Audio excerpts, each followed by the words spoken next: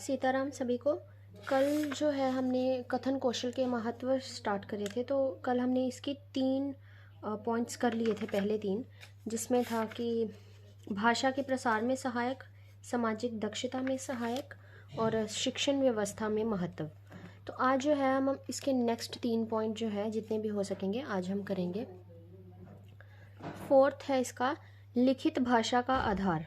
मतलब कि उसने कहा है कि बोलचाल की भाषा लिखित भाषा का आधार है। विद्यार्थी को बोलचाल के जितने अधिक अवसर प्रदान किए जाएंगे उसकी लिखित भाषा उतनी पुष्ट होगी। तो उसने बताया कि जो लिखित भाषा का ये जो आधार है कथन कौशल, वो कैसे है कि अगर हम सही बोलेंगे तो हम सही ही लिखेंगे। जितना हम अच्छा बोलेंगे उतना अच्छा लिखेंगे। अगर हम गलत ही बोलते रहेंगे तो गलत ही जब हम लिखने लगेंगे तो उसको गलत लिखेंगे। इसीलिए जो है लिखित बोलचाल की जो है भाषा का आधार होती है।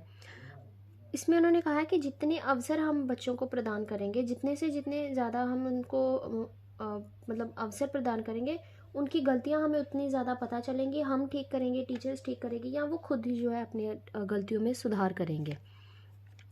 विद्यार्थी को इससे भाषा के सही रूप का ज्ञान होगा, जिससे उनकी लेखन संबंधी अशुद्धियाँ भी कम होंगी। जैसा मैंने बताया कि वो अपनी गलतियों का उनको पता चलेगा और वो अपनी गलतियों में जो उनकी मतलब अशुद्धियाँ हैं उनको जो है ठीक कर सकेंगे। लेखन संबंधी जो अशुद्धियाँ होती हैं, जो हमें स्पेलिंग मिस्टेक्स होती हैं, या हमें कई बार बोलते भी गलत हैं और लिखते भी गलत हैं, वो जो है हम ठीक कर पाएंगे।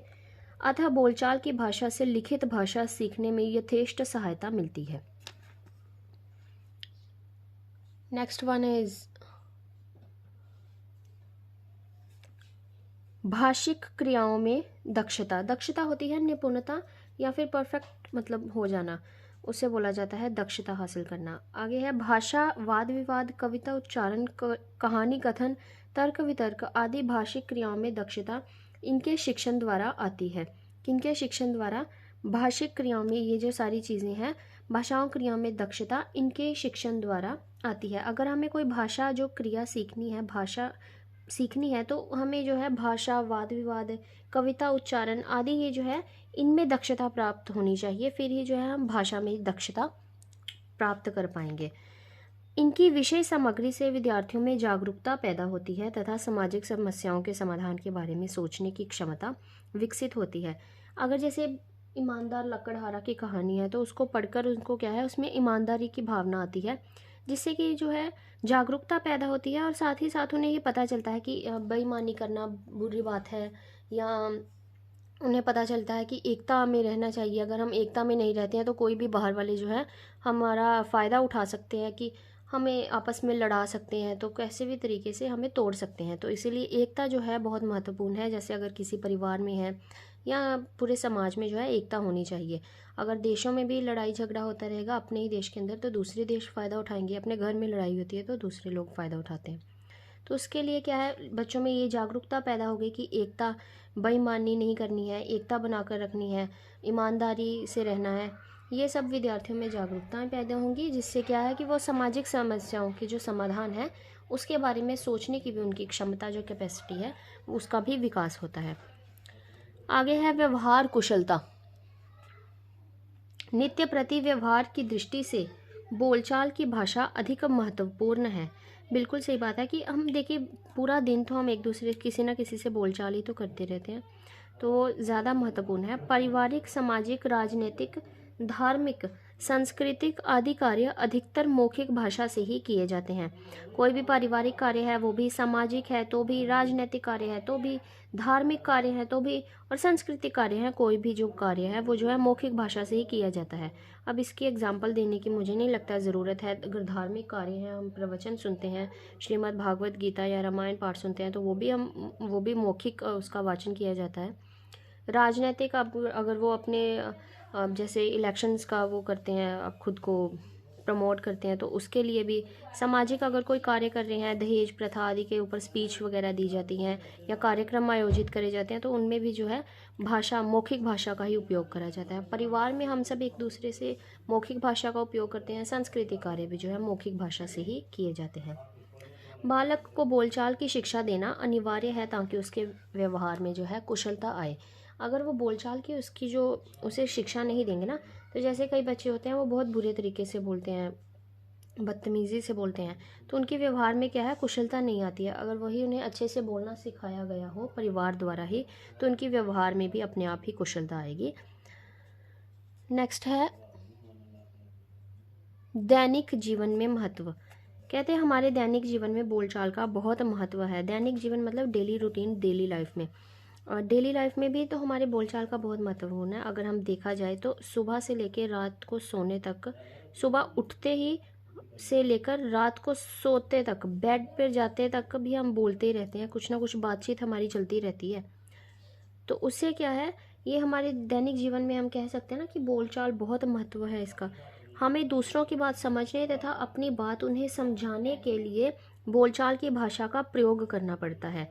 हमें अपने जीवन में प्रातः काल से लेकर रात्रि तक और जन्म से लेकर मरण तक बोलचाल द्वारा अपने काम निकलवाने पड़ते हैं। देखिए अब जी पूरा दिन जो है, मैंने जैसे बताया सुबह से लेकर रात तक हमें अपना बोलचाल का काम चालू रखना पड़ता है। जन्म से लेकर मरण तक अगर देखा जाए, सिर्फ रात दिन की बात नहीं है, जन्म से लेकर भी मरण तक भी जो है हम कुछ ना कुछ बोलते ही रहते हैं। हर दिन बोलना है, कोई भी काम निकलवाना है बोलचाल से ही निकलवाना है। अगर हम दुकान पर जाते हैं कुछ सामान लेने, अगर हम वहाँ जाके चुपचाप खड़े रहेंगे तो क्या हमें सामान मिलेगा? उसके लिए भी तो हमें मांगना पड़ेगा ना कि हमें ये सामान दे दो, हम ये लेने आए हैं। अगर चुपचाप खड़े रहेंगे तो कहाँ से मिलेगा? या अगर टीचर ही क्लास में पढ़ा रहा है, जब तक हम यही अगर हम अपना डाउट पूछेंगे नहीं, मुंह ही नहीं खोलेंगे तो कैसे पता चलेगा? इसीलिए जो है हमें बोलचाल करना ज़रूरी है। बोलचाल के माध्यम से हम अपने प्रत्येक कार्यों को पूरा करवा सकते हैं। विचारों के आदान प्रदान में हम केवल मौखिक भाषा का ही तो प्रयोग करते हैं। विचारों का आदान प्रदान मतलब अपने विचारों को मतलब एक दूसरे के साथ साझा करना। आदान मतलब देना, आदान मतलब प्राप्त करना, और प्रदान मतलब देना। मतलब अपने विचारों को किसी के विचारों को लेना और अपने विचारों को देना, अर्थात बातचीत करना, बोलचाल करना। ये भी क्या है, हम मौखिक भाषा के प्रयोग से करते हैं। उसके बाद है मनोवैज्ञानिक आवश्यकताओं की पूर्ति। मनोवैज्ञानिक होती है साइकोलॉजिकल नीड्स जो होती हैं। आगे उन्होंने कहा आत्माभिव्यक्ति मनुष्य की प्रमुख आवश्यकता है। वह अपने भावों व विचारों को जितनी सरलता व सहज से बोलचाल के माध्यम से अभिव्यक्त कर सकता है, उतनी भाषा के लिखित रूप से नहीं। ये बिल्कुल सही बात है। जैसे हम अगर कुछ लिखना है ना, अगर हम बोलते हैं तो बहुत अच्छे से बोलते हैं। हमें कोई भी अगर अपनी बात करनी है तो हम जो है अपने बात करते वक्त हम ज़्यादा अच्छे से समझा सकते हैं किसी को, ज़्यादा अच्छे से जो है हम बातचीत कर सकते हैं।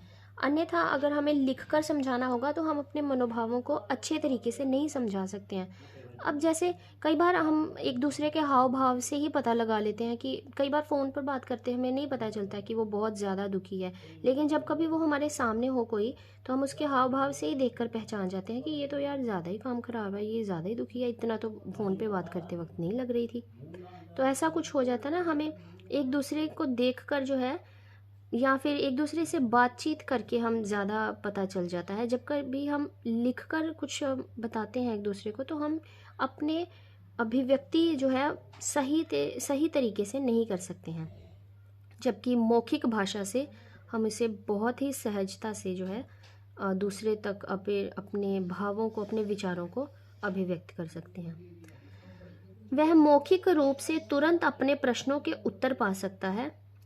आत्म प्रकाशन से विद्यार्थी में आत्मविश्वास उत्पन्न होता है। तो उसने कहा है कि मौखिक रूप से जो है वो अब तुरंत ही अपने प्रश्नों के उत्तर पा सकता है। अगर हम लिखित रूप से चिट्ठी भेजते थे जैसे, तो उसमें आप देख सकते हैं ना, एक दिन ये तो नहीं है ना कि अभी चिट्ठी डाली और आधे घंटे बाद उसका आंसर आ गया, वो कितने दिनों बाद उसका जवाब मिला करता था। तो इससे क्या है, लिखित रूप से हम थोड़ी देर बाद अपना उत्तर पाते हैं, लेकिन अगर हम मौखिक रूप से अगर हम किसी से बातचीत कर रहे हैं तो उसी वक्त मतलब इंस्टेंटली हम उससे अपना जो क्वेश्चन का आंसर है वो ले सकते हैं। अगर हम फ़ोन पर भी बात कर रहे हैं, उसी वक्त हम अपने प्रश्नों का उत्तर पा सकते हैं। और फिर इससे क्या है, आत्म प्रकाशन होगा। आत्म प्रकाशन से क्या है, विद्यार्थी में आत्मविश्वास यानी कि कॉन्फिडेंस उत्पन्न होगा। और कॉन्फिडेंस जो है ना, हमारे लाइफ की 90% प्रॉब्लम्स को सोल्व कर देता है। तो आज के लिए हम बस इतना ही करेंगे।